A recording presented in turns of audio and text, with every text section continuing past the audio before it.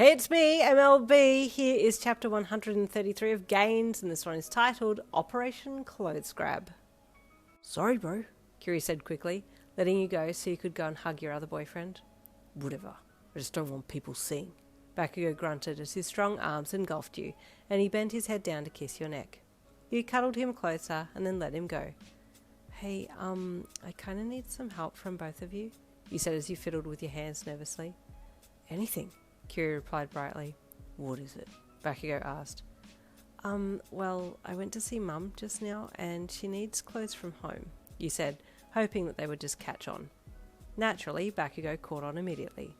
If he's there, I'm going to kill him, he said bluntly.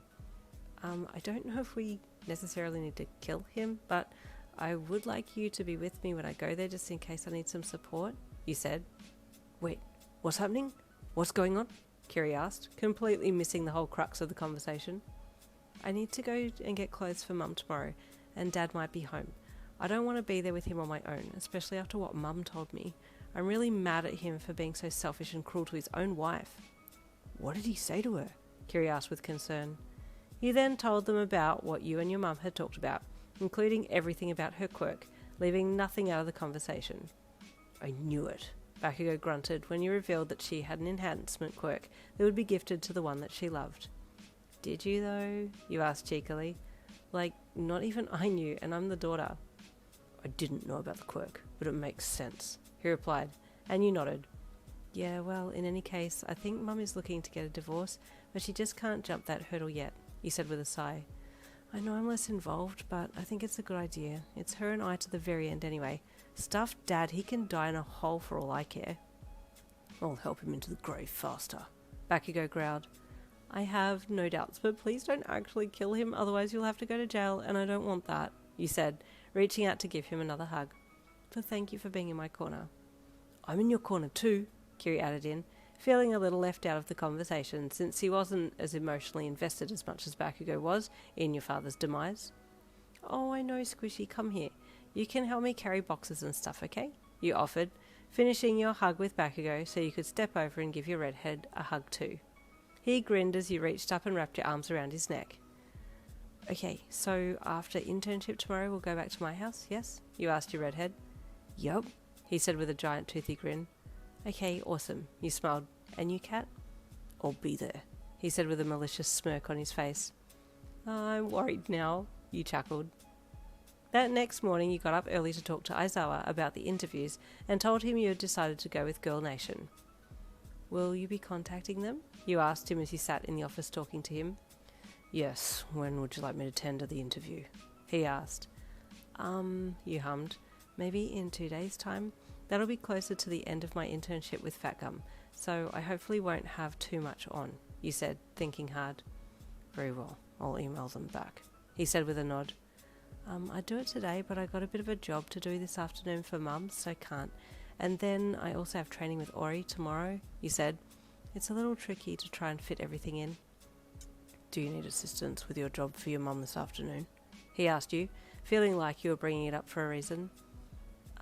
Well, I just have to go back home to get clothes for her, but I'm concerned about how confronting Dad is going to go, you said honestly. He hasn't really been helpful through all of this. I have a car. Would that be beneficial for transportation? Aizawa asked you. Your mind reminded you of the potential dilemma of trying to get your mum's clothes from the house to the retreat, and you internally grimaced at the thought of trying to navigate buses with bags and whatnot, so jumped at his offer. Actually, sir, that would be really helpful, if you wouldn't mind. I've got Bakugou and Kiri coming with me to help, but neither of them have got their license. I understand, he replied. I'll come to Fat Gum's agency this afternoon, when you finish up your shift, and I'll drive you to your house and then to where your mum is. Is that okay? He asked. That would be really amazing, you said honestly with gratitude flowing forth. Thank you so much. No trouble, he replied. Now, you must head on to your internship and I'll see you this afternoon and update you on Girl Nation. Thank you so much, sir, he said as you got up and bowed. I'll see you this afternoon. That day interning was fun. You and Bakugou teamed up to patrol a street by yourselves, feeling hella cute in your hero outfit and giggling anytime Bakugou had to stare someone down for staring at your assets. I told you that hero outfit's distracting. he growled after having to bark at a bystander for staring at your curves. There's only been 3 instances, you said with an eye roll. 2 old guys and 1 teen, but the second you looked at him, he nearly evaporated, you chuckled. Plus, it's really nice to get some attention. Even though I still got rolls, they don't appear to be an issue. They are the issue, Bakugou grumped, because everyone's looking at you. Those rolls are in the right places and everyone knows it. Speak for yourself, you said as you suddenly nudged his arm and jerked your head to the side where there were 2 girls whispering to each other and looking at him. Oh my god, he's so hot. Go and ask for his number, one girl whispered to the other. No you, the other hissed. Neither of you extras are getting anything, Bakugou suddenly barked as you passed them, and you nearly died. Don't be so mean, you wailed softly. The poor things. Bakugou didn't care though. The only person he cared about was you. With patrol day done, you and your boys changed into your normal street clothes and then thanked Fat Gum for another day. I'll see you tomorrow, he said brightly. Good work again today. Thank you, you all replied, and then headed for the office door to walk out into the hallway and then outside. So, are we catching the bus to your place? Kiri asked you as you walked side by side.